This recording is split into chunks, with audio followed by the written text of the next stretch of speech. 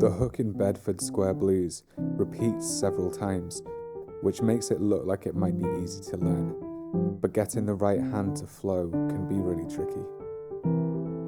We have crotchets, swing quavers, and rests. It all needs counting, and any little hesitations are going to break up the flow of the music.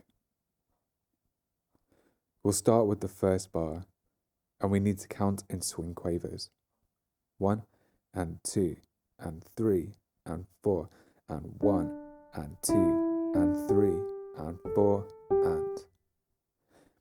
In the first bar, we have crotchets on beat 1 and beat 3. Beat 2 and 4 have swing quavers. You're going to hear 4 clicks and then we're in.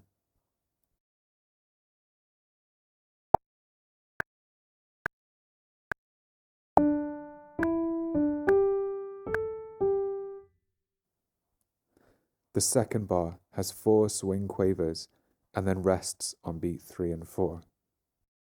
Remember to count your rests, they are just as important as the notes. 4 clicks and we're in.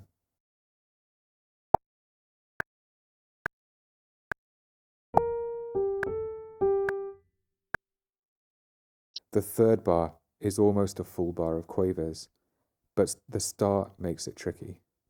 We start on the second quaver.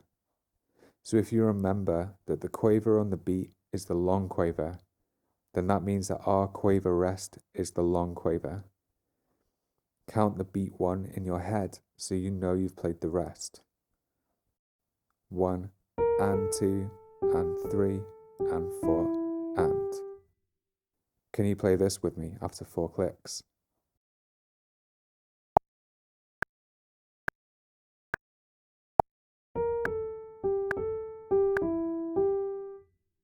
Now we're going to join it all up. Remember to count and be careful not to miss any rests out.